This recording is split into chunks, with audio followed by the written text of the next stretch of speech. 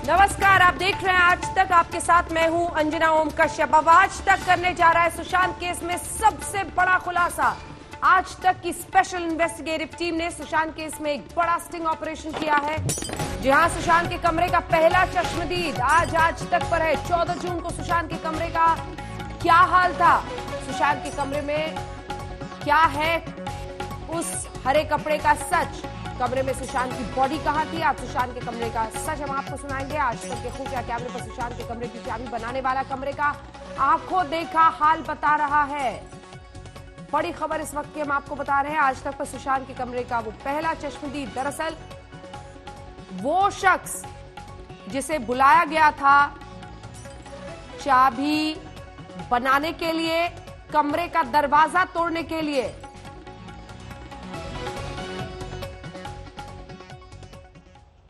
तो अब आइए आपको सुनाते हैं। हमारी एसआईटी ने यह बातचीत की है उस शख्स के साथ जिसे सिद्धार्थ पिठानी ने फोन करके बुलाया था दरवाजे की नई चाबी बनाने के लिए, लेकिन फिर कहा कि दरवाजा तोड़ दो। जी हां, वो चाबी बनाने वाला, वो लॉकस्मिथ, वो आज तक के इस एसआईटी के ऑपरेशन में आपके सामने है। गौर से सुनिए। लॉक तोड़ा, लॉक तोड़ने के बाद जैसे दरवाजा खुला उन लोग ने मुझे कुछ देखने नहीं दिया, कुछ भी दिखाई नहीं, बिल्कुल नहीं। जैसे दरवाजा खुला फिर वो बोले कि आप लोग चले जाओ, आप चले जाओ। किसने बोला था? वो तो 4 जन थे, 3-4 जन थे, उनका नाम नहीं मालूम है। तो पुलिस आ गई थी तब तक? पुलिस नहीं थी। पुलिस नहीं थी तो बिना पुलिस के ताला तोड़ा गया? वो लोग घबराए नहीं थे कि क्या हुआ नहीं हुआ? नहीं, घबराए हुए तो नहीं लग रहे थे। हाँ, घबराए हुए तो नहीं लग रहे थे। तो जब बॉडी उन लोगों ने, आप कह रहे हो कि बॉडी उन लोगों ने पहले देखा, जो 4 वो तो मुझे तो पता भी नहीं था कि अंदर क्या है क्या नहीं है, कुछ भी नहीं मालूम है। नहीं, एक मुझे एक बात बताइए, आप जब गए वहाँ पर आपने क्या क्या कौन से माले पर था, किस तरीके से अंदर गए? माले पे था, 6 माले पे से ऊपर डुप्लेक्स फ्लैट है, ऊपर नहीं गए। अच्छा, फिर ऊपर का लॉक तोड़ा।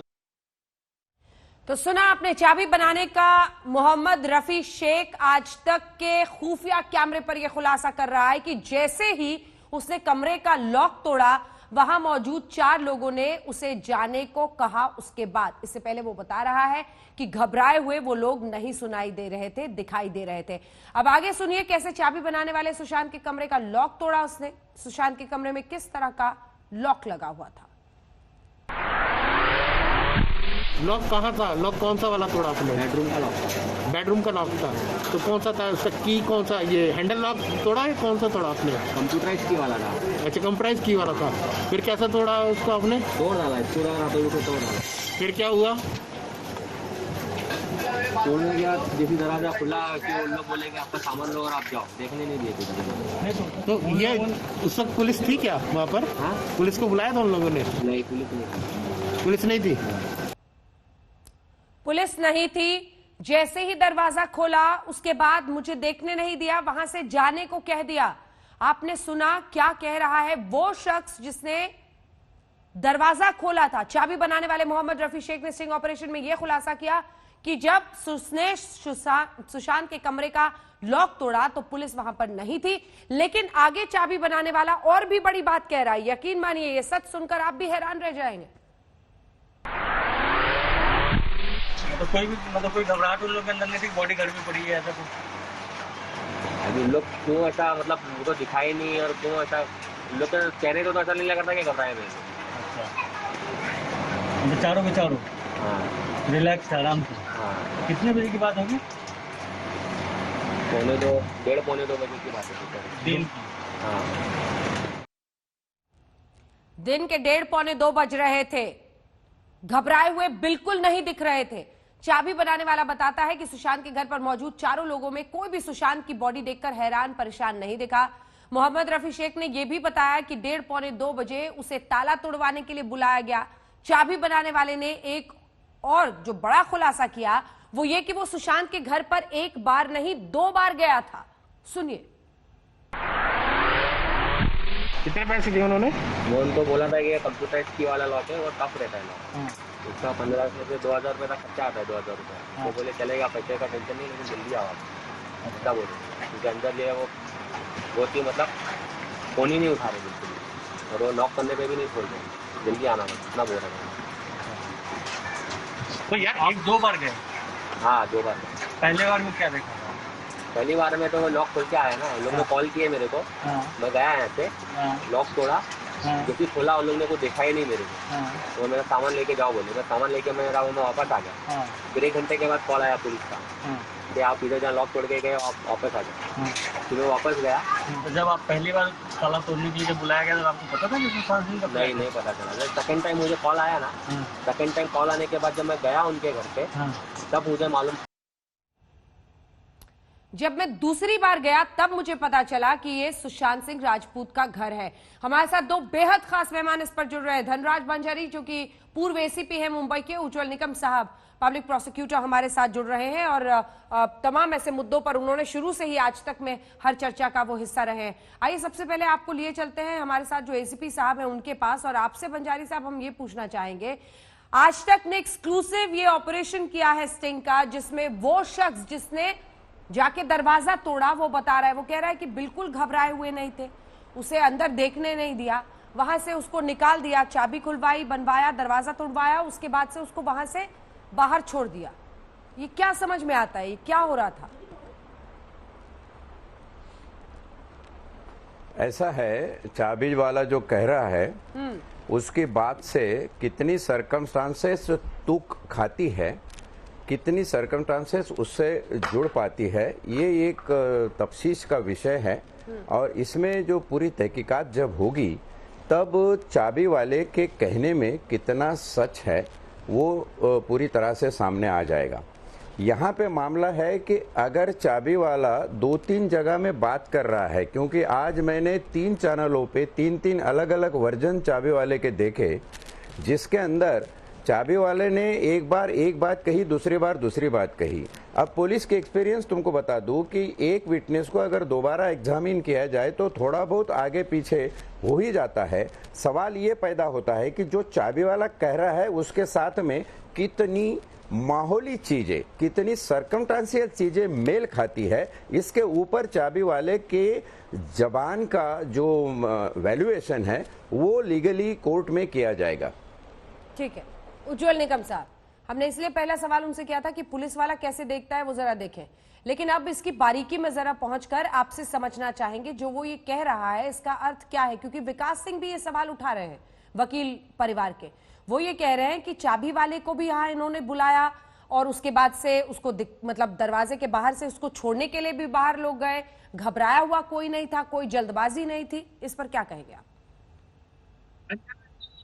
मैं पहले ये साफ करना चाहता हूं कि ये पूरा मामला सर्कमस्टेंशियल एविडेंस पर यानी सर्कमस्टेंशियल सबूत पर आधारित है, इसीलिए इन्वेस्टिगेटिंग एजेंसी को पूरे छोटे छोटे सबूत जुड़ाने होंगे और उससे चेन एस्टेब्लिश करनी होगी। जहां तक ये चाबी वाला का बयान मैंने सुना, उससे 2 इर्रेजिस्टिबल इन्फरेंस निकल सकते हैं और कानून मानता है, या डायरेक्ट है तो इर्रेजिस्टिबल इन्फरेंस निकल सकते हैं। और पहला इर्रेजिस्टिबल इन्फरेंस ये निकलता है कि जो शख्स ने ये चाबी वाले को बुलाया दरवाजा तोड़ने के लिए, उनको मालूम था कि दरवाजा अंदर से कोई खोल रहा नहीं, सुशांत सिंह कुछ खोल रहे नहीं दरवाजा, इसके मतलब है कुछ तो भी अंदर अनहोनी हो गया है, और इसलिए उन्होंने चाबी वाले को बुलाया और इसलिए उन्होंने कहा कि भाई चाबी बनाओ, दरवाजा तोड़ो और लॉक तोड़ो, अंदर जाना है। ये एक इन्फरेंस निकलता है। और दूसरा जो बड़ा इर्रेजिस्टिबल इन्फरेंस निकलता है जो कॉन्डक्ट से जुड़ा हुआ है, जिस प्रकार उन्होंने चाबी वाले को कह दिया कि चलो तुम यहाँ से निकल जाओ, तुम अंदर मत आओ, ये कॉन्डक्ट रिफ्लेक्ट करता है क्यों ऐसा उन्होंने किया, क्यों अगर उनको लगा धक्का, अगर उनको शॉक हुआ होगा, चाबी अगर सुशांत की डेड बॉडी देख के उन शख्स को जो फ्लैट में थे उनको अगर शॉक हुआ तो उन्होंने चाबी वाले को वहां से क्यों भगा दिया। देखिए हर कोई शख्स जिसको शौक लगता है ना, वो इतना सोच में नहीं घुसता कि भाई इसको भगा दो, इसको ये नहीं देखना चाहिए, वो नहीं करना चाहिए। इससे यही अर्थ निकलता है कि चाबी वाले को उन्होंने क्यों निकाल दिया, नंबर 2।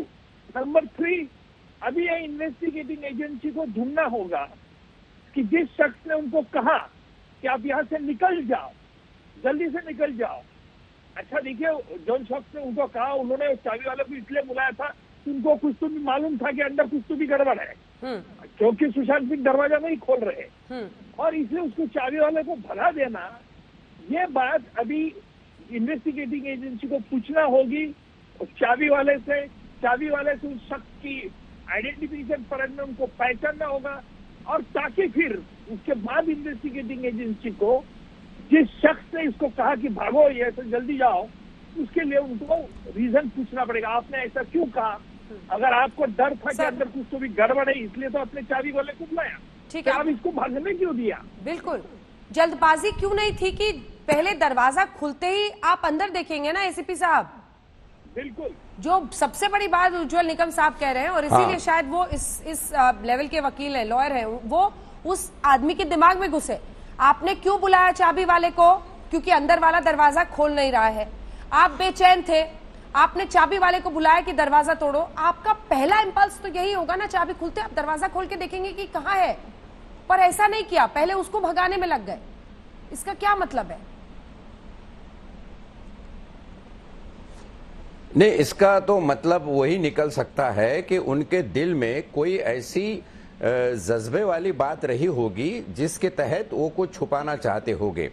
अभी जैसे कॉन्डक्ट की बात चली है, तो ये जो उनका कॉन्डक्ट है, whether this conduct can be contributory to the incident, और ये प्रीवियस कॉन्डक्ट है, उसके बाद के जो सब्सिक्वेंट कॉन्डक्ट है, प्रीवियस कॉन्डक्ट और सब्सिक्वेंट कॉन्डक्ट, इन दोनों को अगर मिलाया जाए और उसमें अगर कोई तुक बनता है, जैसे उन्होंने पुलिस को इन्फॉर्म करना चाहिए था चाबी वाले को बुलाने से पहले, वो क्यों नहीं किया, चाबी वाले को क्यों बुलाया, ये सारी उनकी कॉन्डक्ट से जुड़ी हुई चीजें हैं। लेकिन मेरा जो अहम मुद्दा है वो ये कहने का है कि भले उसका सब्सिक्वेंट कॉन्डक्ट हो या प्रीवियस कॉन्डक्ट हो, ये दोनों कॉन्डक्ट कानून में तहत एविडेंस के प्रूव हो सकते हैं, लेकिन तभी प्रूव होगे जब सर्कमस्टांशियल एविडेंस इससे तुक खाएगा। सर्कमस्टांशियल एविडेंस जब तक इनके कॉन्डक्ट के साथ में मेल नहीं जाता, ये संजीदा सबूत नहीं बन सकते। ठीक है, मैं इस पर उज्जवल जी आपका रिएक्शन लूंगी, लेकिन उससे पहले एक बार फिर से जरा सुन लेते हैं उज्जवल जी, क्या ये लीगली कोर्ट में स्टैंड करेगा? क्या सर्कमस्टांशियल एविडेंस के साथ ये आगे बढ़ेगा? क्या इसकी स्टैंडिंग हो सकती है जो ये बिंदु उठ रहा है? पहले अपने दर्शकों को आपको भी सुना देते हैं उज्जवल जी। मोहम्मद रफी शेख है ये चाबी बनाने वाला, स्टिंग ऑपरेशन में ये खुलासा कर रहा है कि जब उसने सुशांत के कमरे का लॉक तोड़ा तो पुलिस वहां पर नहीं थी, लेकिन आगे चाबी बनाने वाला और भी बड़ी बातें कह रहा है। वो कह रहा है कि उसे देखने नहीं दिया गया, पहले उसको निकालने के लिए ज्यादा परेशान थे और घबराया हुआ कोई नहीं था वहां पर। मतलब कोई घबराहट उन लोग के अंदर नहीं थी, बॉडी घर में पड़ी है ऐसा कुछ? अभी उन लोग क्यों ऐसा, मतलब उनको दिखाई नहीं, और क्यों ऐसा, उन लोग के चेहरे को तो ऐसा नहीं लग रहा था कि घबराए में। अच्छा, चारों के चारों? हाँ, रिलैक्स, आराम से। हाँ। कितने बजे की बात होगी? पौने 2 बजे की बात है दिन। हाँ। कितने पैसे दिए उन्होंने? वो उनको बोला था कि ये कंप्यूटर की वाला लॉक है, वो टफ रहता है लॉक, उसका 1500 से 2000 रुपये का खर्चा आता है, 2000 रुपये। तो बोले चलेगा, पैसे का टेंशन नहीं, लेकिन जल्दी आओ। अच्छा बोले, क्योंकि अंदर लिए वो थी, मतलब फोन ही नहीं उठा रहे बिल्कुल, और वो नॉक करने पे भी नहीं खोल रहे, जल्दी आना इतना बोल रहे हैं। तो यार आप 2 बार गए? हाँ, 2 बार। पहले बार में क्या देखा था? पहली बार में तो वो लॉक खोल के आया ना, उन लोगों ने कॉल किए मेरे को, मैं गया यहाँ से, लॉक तोड़ा, जो कि खोला उन लोगों ने को देखा ही नहीं मेरे को। वो मेरा सामान लेके जाओ बोले, मैं सामान लेके मैं वापस आ गया। फिर 1 घंटे के बाद कॉल आया पुलिस का कि आप इधर जहाँ लॉक तोड़ के गए आप वापस आ जाओ। फिर मैं वापस गया। तो जब आप पहली बार ताला तोड़ने के लिए जब बुलाया गया तो आपको पता था कि सुशांत सिंह का? नहीं पता चला। जब सेकंड टाइम मुझे कॉल आया ना, सेकंड टाइम कॉल आने के बाद जब मैं गया उनके घर पे, तब मुझे मालूम। तो ये तमाम बातें आपने सुन ली है, चाबी बनाने वाले से एक्सक्लूसिव बातचीत। दिवेश हमारे सहयोगी भी हैं, उज्जवल निकम साहब आपसे भी रिएक्शन लूंगी कि लीगली कैसे आगे जाएगा। लेकिन दिवेश, जो बड़ी बड़ी बातें इसके जरिए सामने आ रही हैं, संदेह का दायरा उन शुरुआती लम्हों में पहुंच रहा है। आप परेशान थे, सिद्धार्थ पिठानी, नीरज सिंह, तमाम जो दीपेश सावंत, सभी लोग, चारों लोग जो थे, आप परेशान थे कि ना दरवाजा खोल रहा है, ना मोबाइल उठा रहा है। आप चाबी बनाने वाले को बुलाते हैं, उससे फिर आप दरवाजा तोड़वाते हैं, लेकिन आप में कोई भी जल्दबाजी इस बात को देखने की नहीं है कि दरवाजा खोलने के बाद अंदर क्या दिख रहा है, सुशांत की क्या हालत है। आप पहले उस आदमी को वहां से निकालते हैं ताकि वो कुछ ना देखे। क्या मतलब है इसका?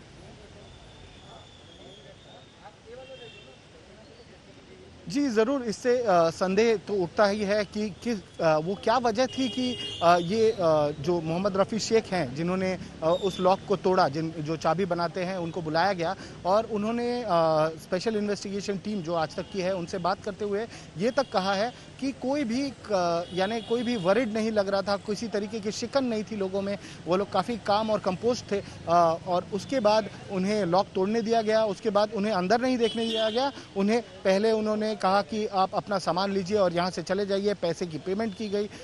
इस वजह से एक संदेह का दायरा ज़रूर उठता है उन चारों लोगों पर जो उस वक्त फ्लैट में मौजूद थे कि अगर वो जिसके लिए काम करते हैं वो बहुत देर से दरवाज़ा नहीं खोल रहे हैं, उनकी बहन को इन्फॉर्म किया हुआ है, आपको चाबी बनाने वाले को बुलाना पड़ रहा है, आप सबसे पहले ये निरीक्षण करते हैं कि ये चाबी बनाने वाला घर से चला जाए, उसके बाद हम अंदर देखेंगे कि अंदर क्या हुआ है।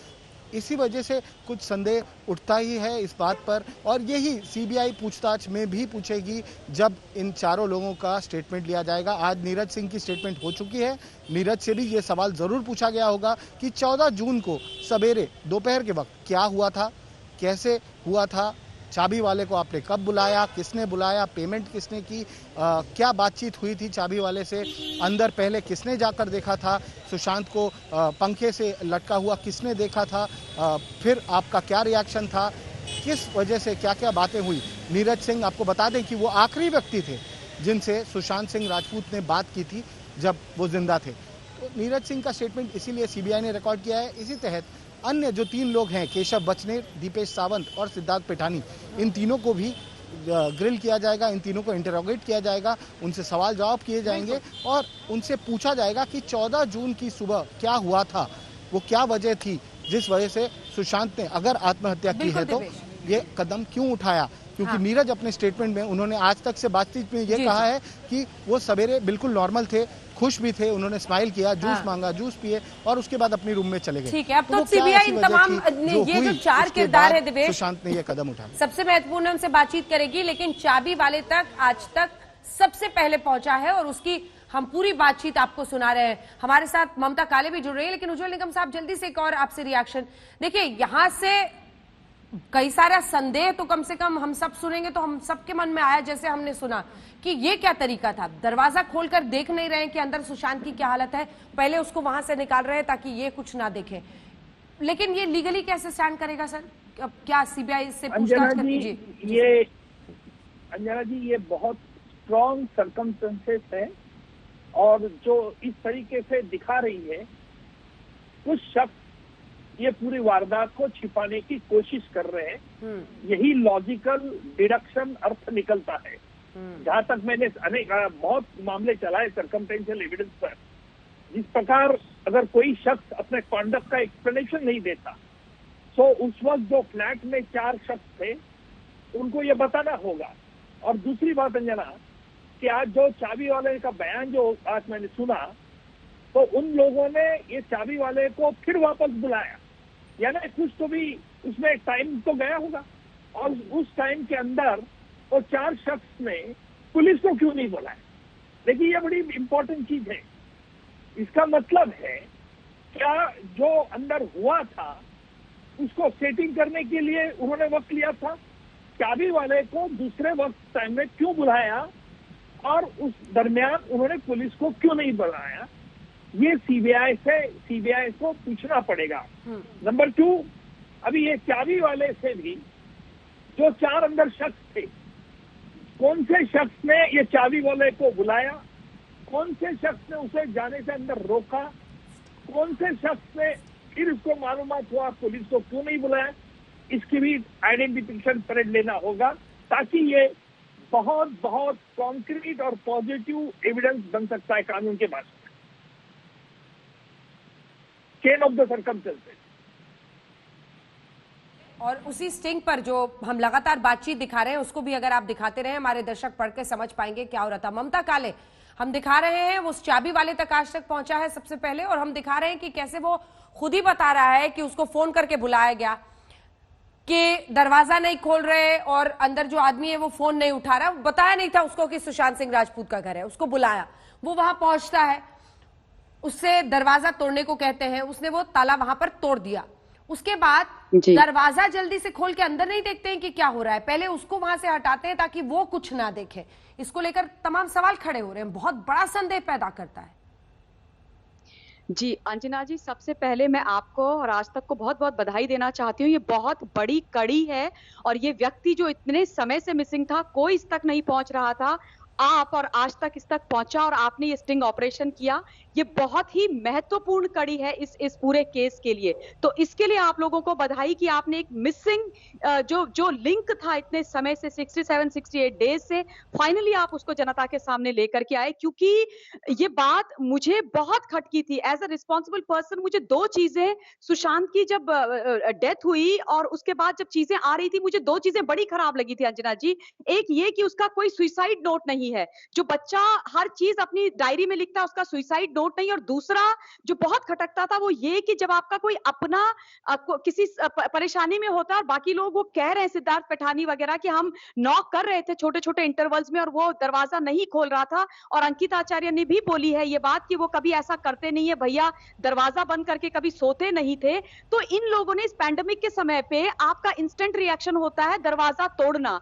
4 लोग वहां पर हट्टे कट्टे नौजवान थे, वो दरवाजा नहीं तोड़ा उन्होंने ताला चाबी वाले को बुलाया। और जैसा आपके स्टिंग ऑपरेशन से साफ निकल करके अब आया है बाहर कि उसके सामने इन्होंने बड़े केयरफुल तरीके से उससे दरवाजा खुलवाया और ये कहते हैं कि वो तोड़ने के बाद उसको वहां से हटा दिया। और सिद्धार्थ पैठानी ने ये स्वीकार भी किया हुआ है कि मैंने उसको 2000 रुपए दिए हैं। और जब वो घर से बाहर निकल गया तब आप दरवाजा खोल करके देख रहे हो कि अंदर क्या है।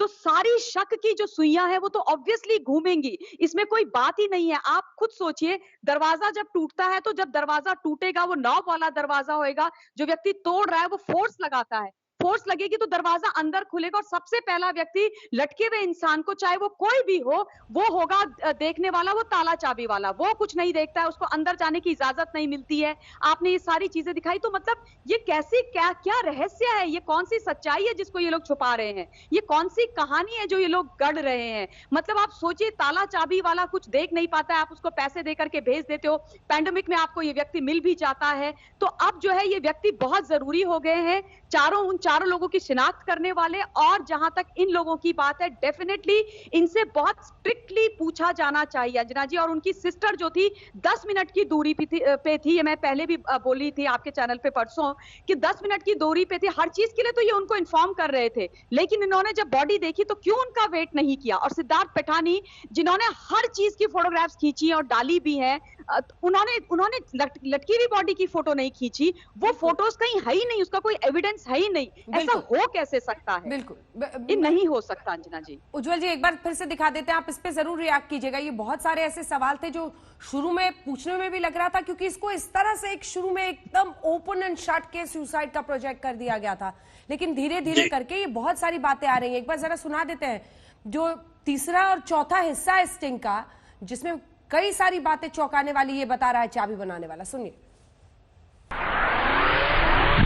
लॉक कहाँ था? लॉक कौन सा वाला तोड़ा आपने? बेडरूम का लॉक था। बेडरूम का लॉक था, तो कौन सा था उसका की? कौन सा ये हैंडल लॉक तोड़ा है? कौन सा तोड़ा आपने? कंप्यूटराइज की वाला था। अच्छा, कंप्यूटराइज की वाला था। फिर कैसा तोड़ा उसको आपने? तोड़ डाला, पूरा तोड़ डाला। फिर क्या हुआ? तोड़ने के बाद जैसे दरवाजा खुला कि उन लोग बोलेंगे आपका सामान लो और आप जाओ, देखने नहीं दिए थे। तो ये उस वक्त पुलिस थी क्या वहाँ पर? हाँ, पुलिस को बुलाया था उन लोगों ने? नहीं, पुलिस नहीं थी। कोई घबराहट उन लोग के अंदर नहीं थी, बॉडी घर में पड़ी है, ऐसा कुछ? अभी लोग क्यों ऐसा, मतलब उनको दिखाई नहीं, और क्यों ऐसा लोग के चेहरे को तो ऐसा नहीं लग रहा था कि घबराए हुए। अच्छा, चारों के चारों? हाँ, रिलैक्स, आराम से। हाँ। कितने बजे की बात होगी? 1:30-1:15 बजे की बात है दिन। हाँ। जो तमाम ये सवाल उठ रहे हैं उज्जवल निकम साहब, देखिए रिलैक्स रहना ऐसी परिस्थिति में जब आप पहले से कह रहे हैं कि आप घंटे 2 घंटे से ट्राई कर रहे थे, आपने नॉक किया, आपने मोबाइल पर कॉल किया, आपने फोन करके बहन को बताया कि दरवाजा नहीं खोल रहे, बहन कह रही है मैं दौड़कर पहुंच रही हूं, फिर भी आप ये चाबी वाला बनाने वाला आता है, आप दरवाजा नहीं खोल रहे हैं, आप में कोई जल्दबाजी नहीं है। अंजना जी, ये सबूत बहुत इंपॉर्टेंट इसलिए बनता है और उसके लिए 4 वजह होगी। अगर इन्वेस्टिगेटिंग एजेंसी को यह पता चलता है कि सुशांत की हाइट, जो बेड की हाइट, अगर इन्वेस्टिगेटिंग एजेंसी इस नतीजे पे आती है कि ये सुसाइड पॉसिबल नहीं है, अगर सेकंड नंबर पोस्टमार्टम रिपोर्ट से अगर ये पता चलता है कि उसको नेक को जो एब्रेजन है, अगर उससे स्ट्रैंगुलेशन है कि सुसाइड का ये है, अगर इसके बारे में पोस्टमार्टम नोट में अगर कोई कमी दिखती है, अगर इन्वेस्टिगेटिंग एजेंसी होमिसाइडल डेथ ये नतीजे पे आती है, ये दो चीजें बहुत इंपॉर्टेंट है, यानी अननेचुरल डेथ नहीं है, अननेचुरल डेथ और होमिसाइडल डेथ, ये अगर नतीजे पे अगर इन्वेस्टिगेटिंग एजेंसी आती है, तो मुझे लगता है कि जो आपने अभी सुनाया है ये लास्ट सीन टुगेदर, यानी सुशांत की मृत्यु अगर होमिसाइडल नतीजे पे आती है और ये 4 लोग फ्लैट के अंदर है, तो उनपे बर्डन ऑफ प्रूफ जाता है।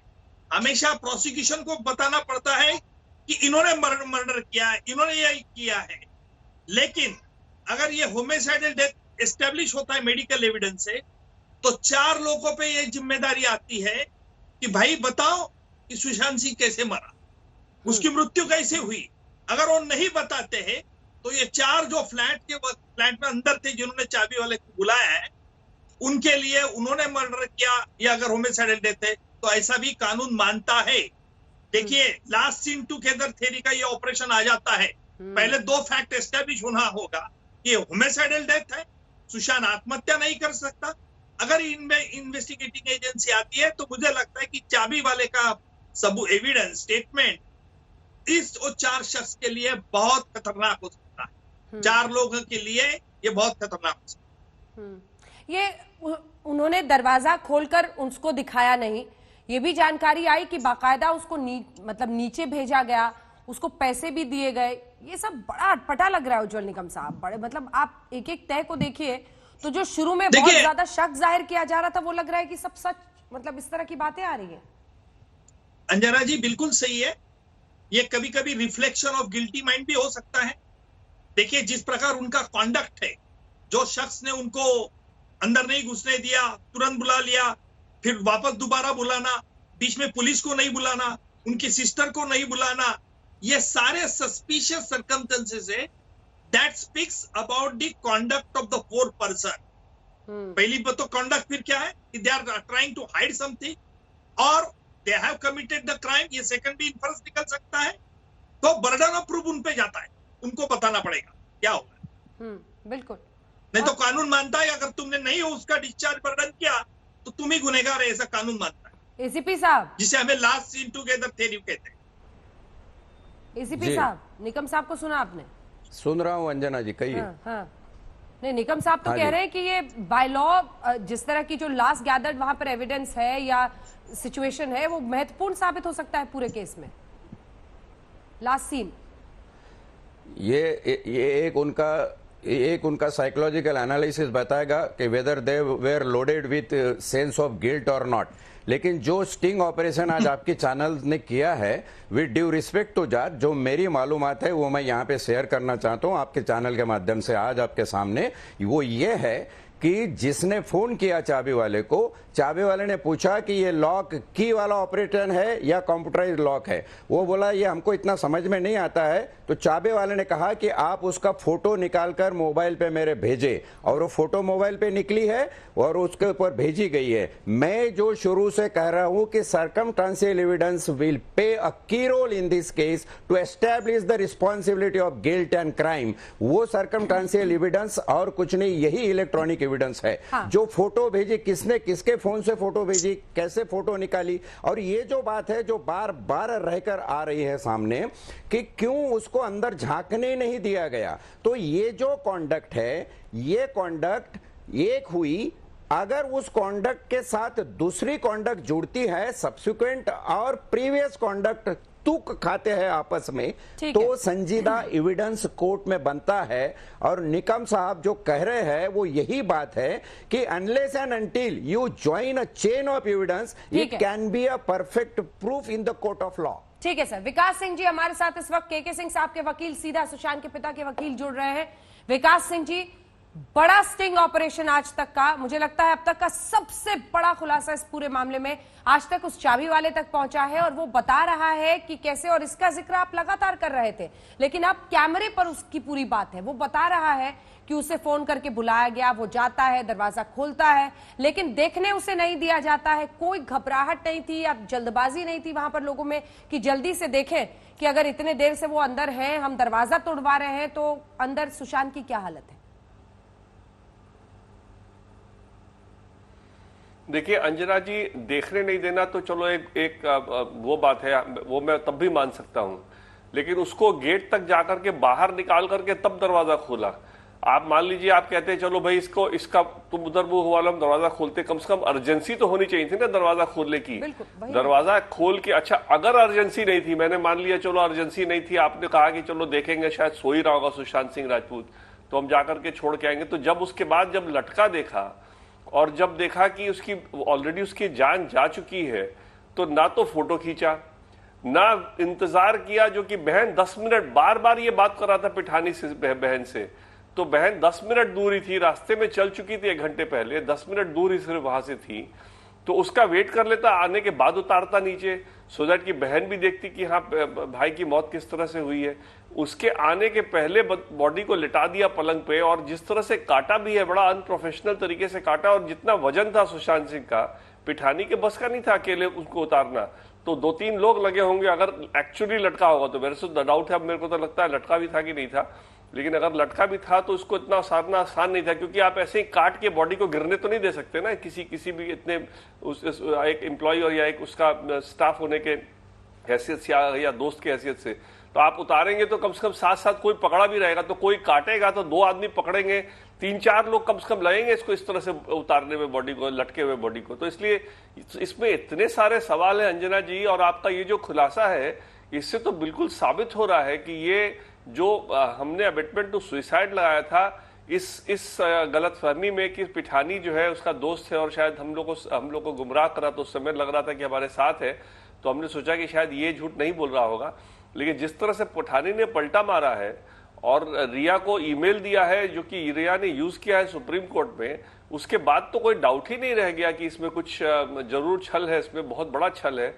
और उस छल को पहुंचने में एक एक कड़ी करके आप लोग के मदद से, और सीबीआई ऑफ कोर्स पहुंच गई है, तो सीबीआई भी अब बहुत ही डिटेल छानबीन करेगी। देखिए पोस्टमार्टम में बहुत सीरियस फ्लॉज हैं, और पोस्टमार्टम के फ्लॉज भी सीबीआई जब देखेगी तो बहुत सी बातें निकल के आएंगी।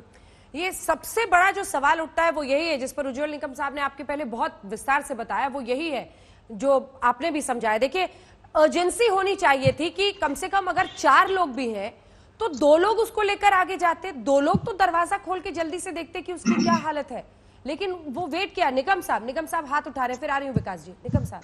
नहीं, मैं विकास सिंह से और एक बात ऐड करना चाहता हूँ। हाँ। अगर सुशांत सिंह का ये सुसाइड नहीं, अगर समझो होमिसाइडल डेथ एस्टेब्लिश होता है, मेडिकल एविडेंस, पेट उनकी लंबाई, वो बेड की लंबाई, इससे अगर होता है कि ये सुसाइड नहीं हो सकता है, अगर पोस्टमार्टम नोट्स में कुछ ऐसे इन्वेस्टिगेटिंग एजेंसी को मिलता है, तो मेरा और ये कहना है कि जो 4 शख्स उस वक्त अंदर थे, उस पर last seen together theory applicable होती है section 10 of the evidence act के मुताबिक विकास सिंह जी, और उन 4 लोग जो शख्स थे उन पे बर्डन ऑफ प्रूफ जाता है। अगर वो प्रॉपरली एक्सप्लेन नहीं करते हैं तो वो जिम्मेदार होते हैं सुशांत सिंह के मृत्यु के लिए। विकास सिंह सीधा चार्ज मर्डर पे जा सकते हैं। बिल्कुल उज्जवल निकम साहब बिल्कुल सही कह रहा है। बिल्कुल यही एग्जैक्टली यही हमारा कहना है कि इस तरह के मामले में जहां पर कि मौत को इस्टेब्लिश करने में अगर कोई जस्टिफिकेशन नहीं आता है, और जो लास्ट वहां पे जो होते हैं वो लास्ट को ही सब रिस्पॉन्सिबिलिटी बर्डन पूरी उन पर शिफ्ट कर जाएगी, और अगर उनके पास एक्सप्लेनेशन जो ऑब्वियसली नहीं है, क्योंकि नई कहानी तो बना नहीं सकते। और आपने उज्जवल निकम जी अपनी जिंदगी में ऐसा पोस्टमार्टम रिपोर्ट नहीं देखा होगा, मैंने तो कभी नहीं देखा अपनी जिंदगी में। सुप्रीम कोर्ट में इतने मामले आते हैं छोटे छोटे। ठीक है, आ रही जी निकम साहब, एक बात आपको ऐड करना चाहिए। जी निकम, एक मिनट विकास सिंह जी, ये चाबी वाले का जो स्टेटमेंट है वो बहुत यूजफुल होगा इस बैकग्राउंड पे।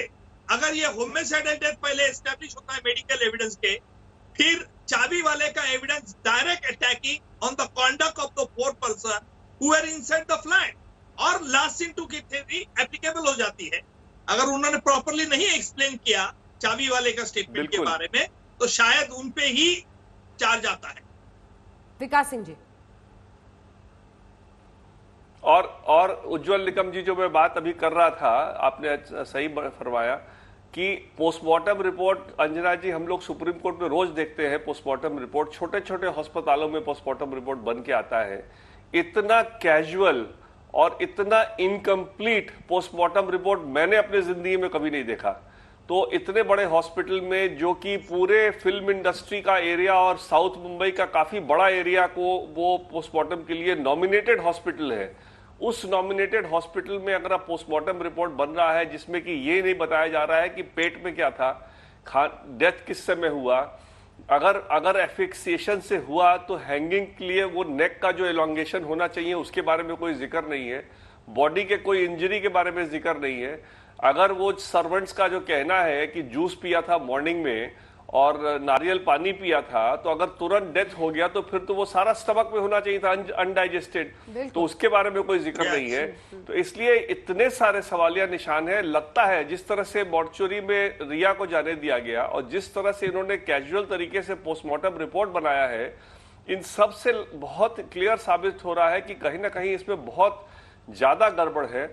और इसीलिए हम लोग इतने परेशान इतने दिनों से रहे हैं। अब जाकर के फाइनली सीबीआई पहुंची है मुंबई में, क्योंकि अभी तक तो क्या था ना कि सीबीआई के ऑर्डर हो जाने के बावजूद जब तक सुप्रीम कोर्ट में मामला लंबित था तो सीबीआई भी सोच रहा था कि अभी हम एकदम से एक्शन लेंगे तो कहीं सुप्रीम कोर्ट एडवर्सली ना दे ले। खास करके मुकुल रोहतगी जी ने बिहार सरकार की तरफ से कह दिया था कि कोई एक्शन अगले डेट तक नहीं होगा, प्रेसिपिटेट एक्शन।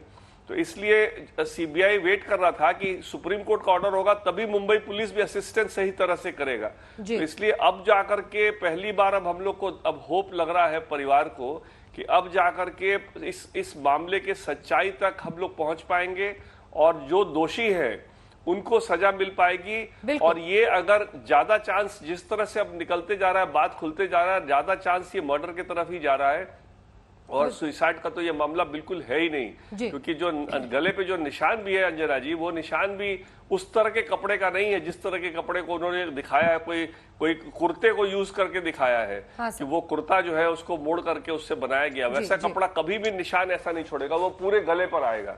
इसलिए वो जो है वो मतलब इतने सारे सवाल उठते जा रहे हैं। और जैसा उज्जवल निकम साहब भी कह रहे थे जी, ये मामला हमारे खुलासे पे कि चाबी वाले पर कि अब महत्वपूर्ण है उसका बयान, और ऐसा जो लास्ट सीन टुगेदर है उन लोगों पर ओनस आ जाएगा कि वो ये साबित करे कि वो बेगुनाह है। आप दोनों बने रहिए हमारे साथ, क्योंकि एक और बड़ा खुलासा हम आज तक पर दिखा रहे हैं, सुशांत केस की दूसरी चाबी।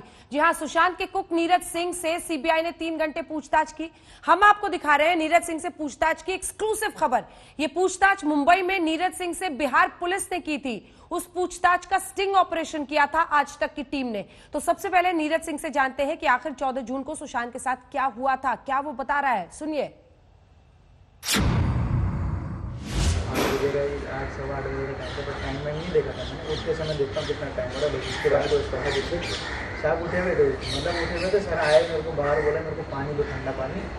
मैं इतनी सारा जो देखा था, मैं बाहर से गया, ठंडा पानी दिया सबको, मैंने सर को पानी दिया। तो सर ने बोला सब ठीक है सफाई। जब मैंने कहा हाँ सब ठीक है, कोई फेस में स्माइल दिया सर ने। अच्छा ऐसा लग रहा था, अच्छा मोड़ है, मतलब फ्रेश मोड़ है। 10 बजे के आसपास जब मैं पानी वानी देने के बाद कुछ मिनट बाद वो नाश्ता के लिए पूछने लगा था। नाश्ता वास्ता तो मना कर दिया। तो सर ने बोला मैं जूस पीऊँगा, जूस पीऊँगा, नारियल का वो पानी पीऊँगा, वो दे दो बस। और कुछ नहीं बोला। तो वो लेके गए थे किचन वाले, उन्होंने लिया तो उनको लेके चले गए। जाने के बाद उन्होंने मुझसे सफाई करा था, वो किचन के जो खाना बनाने वाले थे वो हमने वो लिए नाश्ता तैयार करे थे। सर ने तो मना कर दिया था नाश्ता के लिए। तो हमने नाश्ता वास्ता खाया। खाने के बाद नहा धो के फ्रेश हो गए, थोड़ा बहुत अपना रूम की सफाई करा था। तो वो खाना पूछने चले गए तो खाना पूछने के लिए गए। टाइम टेबल तो मेरे को इतना याद नहीं है, तो पूछने के लिए तो मुँह लगा रहा था। तो हमें लगा सो रहे होंगे, लगा तो सो रहे होंगे। तो नीचे आया, मैंने कहा पूछा कि खाना नहीं लिए, मुझे मुँह लगा सो रहे होंगे, ठीक है सो रहे होंगे, उसको दिखाई देंगे। तो जो सिद्धार्थ और वो रितेश जो है उनके सामने वाले रूम में बैठे हुए थे। जो मैंने को लगा था उनका ख्याल रखते रहना, देखते रहना। सुशांत सिंह राजपूत रोजाना सुबह उठते थे, लेकिन 14 जून को उनका दरवाजा नहीं खुल रहा था। उनके फोन पर घंटी जा रही थी, फोन नहीं उठा रहे थे। सुनिए सुशांत सिंह राजपूत के स्टाफ नीरज सिंह का ये जो हिस्सा है इस बयान का। बाद गए, उन्होंने पूछा, मतलब खटखटाया, देने के बाद खटखटाया तो बोला नहीं, मतलब आराम से ऐसे भी सोते हैं ना, जैसे सो रखे हैं वैसे खटखटाया तो हम लोग सो रहे थे। नीचे आए, हमें यही लगा था कि सो रहे हैं ऐसा, हमें इतना ही लगा था और हमारे दिमाग में कोई ख्याल भी नहीं था कि कुछ ऐसा सिचुएशन भी नहीं था। तो उसके बाद उन्होंने जो वो है ना जो सिद्धार्थ, उन्होंने सर को फ़ोन किया, उनके पास रहता नंबर हमारे पास नहीं, तो उन्होंने फ़ोन किया तो बैल जा रहे थे कैसर नहीं सिद्धार्थ, हाँ हमारे कैसर के हमारे पास नंबर रहता ही नहीं कभी सर का, क्योंकि हम कभी फ़ोन पे बात ही नहीं करा सकते। तो उन्होंने फ़ोन किया सर को, एक दो बार किया तो सर ने फ़ोन उठाया नहीं, रिप्लाई नहीं करा, उन्होंने कान लगा के सुन लिया, तो मैं नीचे ही था। उसके बाद मैं भी ऊपर आया, 5 मिनट तक गेट में भी हो गया, मैं भी गया, मैंने क्या हुआ बोला अभी फ़ोन मेरे सो रहे हैं, मैंने कहा जोर से फ़ोन करना, अरे मेरा डर लग रहा था कि सामने हो जाए, जब सो रहा हूँ, जब डिस्टर्ब करना अच्छा नहीं लगता। फिर उसके बाद हमें देखते अगर चाबी मिल जाए तो खोल लेंगे, आराम से देख लेंगे सो रहे हैं कि नहीं, जब खोल नहीं तो इसका मतलब सोए के होंगे ना।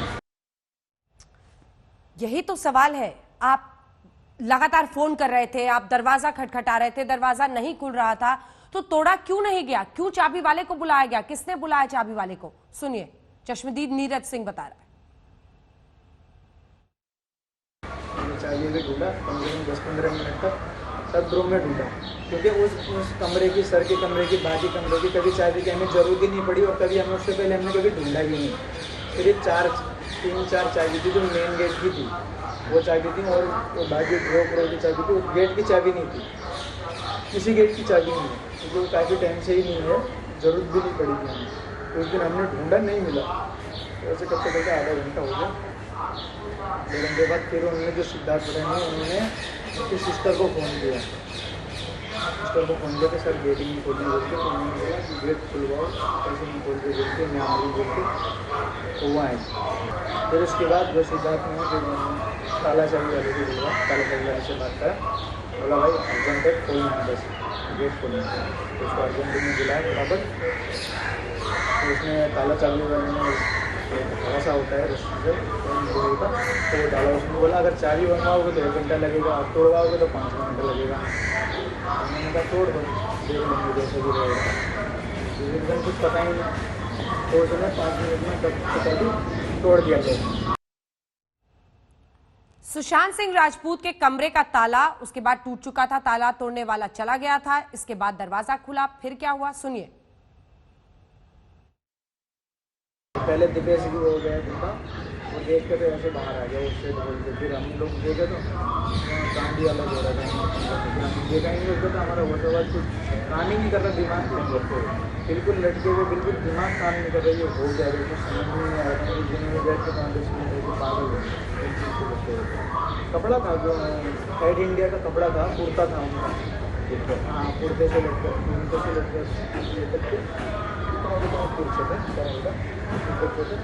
ऐसे लगते थे, हमने इतना देख ही नहीं पा रहे थे, हम उनको देख के हमारा तो होश ही उड़ गया। टेबल नहीं, कुछ नहीं था, टेबल बैठ था उसके नीचे। फिर हमने फिर उन्होंने उनकी सिस्टर को दोबारा फ़ोन किया, मैंने बहुत गड़बड़ हुआ, ऐसा हो गया, मतलब मेरे खराब हो गया, तो उनकी बहन की तरफ फ़ोन किया, फिर उन्होंने पुलिस को दोस्तों को फ़ोन किया, उनकी बहनें आई, फिर उन्होंने पुलिस को फोन किया। आइए सीधे लिए चलते हैं, आपको तमाम मेहमान हमारे साथ जुड़े हुए हैं जिनसे हम चर्चा कर रहे हैं। उज्जवल निकम साहब, ये अब हमारे साथ एक और मेहमान जुड़ गए हैं, संजीव देशवाल जी। उज्जवल निकम साहब, मैं आपसे ये जानना चाह रही हूं कि ये जो लास्ट सीन टुगेदर आप कह रहे हैं, ये नीरज सिंह भी उसमें मौजूद था, सिद्धार्थ पिटानी, नीरज सिंह, दीपेश सावंत और एक और शख्स। अब ये नीरज सिंह का अलग वर्जन है, वो भी बता रहा है कि हमने जो देखा वहां चाबी वाले को बुलाया, फिर निकाला, वेट किया, बहन आई, फिर बहन ने पुलिस को बुलाया, इतनी लेट से पुलिस को बुलाया, और बार बार यही कह रहा है कि हम देख नहीं पा रहे थे, दिमाग काम नहीं कर रहा था, फिर चढ़ के काटा कैसे? ये सब कुछ तो बहन के आने के पहले कर लिया था निकम साहब। बिल्कुल, ये पूरा सस्पिशियस सर्कमस्टेंस है जो भी बयान में मैंने देखा सुना, उसे एक बात साफ जाहिर होता है कि यह सभी लोगों का कॉन्डक्ट जो है एक अलग तरह से जाता है। Normally human probability, human actions क्या रहते, उसके खिलाफ ये जा रहा है। तो पुलिस को न बुलाना, सिस्टर 10 मिनट के फैसले पर रहने, उसको भी जल्दी न बुलाना, चाबी वाले को बुलाना, वापस भाग देना, उसको अंदर नहीं झाँक देना, उसको बाहर तक छोड़ाना, वापस उसको बुलाना, ये चेन ऑफ सर्कमस्टेंसेस बनती है। अब ये जो शख्स के अंदर उन्होंने ऐसा क्यों किया, ये इन्वेस्टिगेशन को ढूंढना होगा। अगर उन्होंने सही जवाब नहीं दिया तो कानून के शिकंजे में वो शख्स सभी आ सकते हैं। बिल्कुल। और इसी पर जल्दी से संजीव जी से एक टिप्पणी ले लेते हैं। संजीव जी, हमने पहले आ रही हूं ममता, इसके बाद फौरन आपके पास आऊंगी।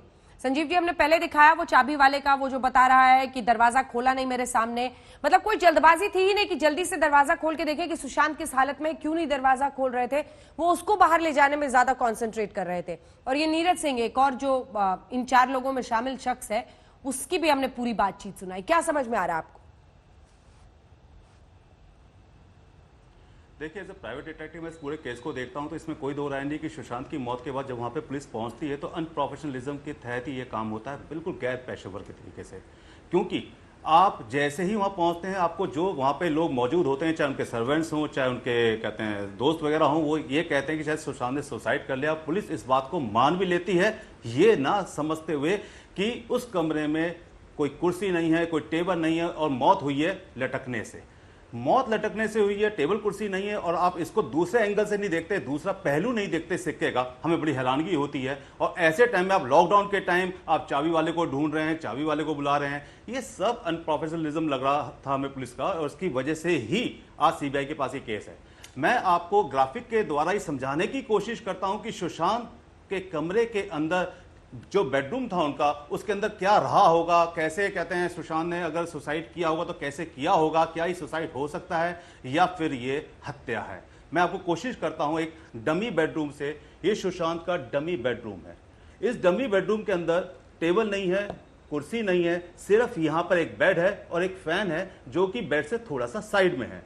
अगर आप समझने की कोशिश करें तो हर जो भी कहते हैं कमरे बनाए जाते हैं, उन कमरों का जो आपका फ्लोर होता है और जो रूफ होता है, उसका जो साइज होता है वो 10 फीट के आसपास ही होता है, ये नॉर्मली है।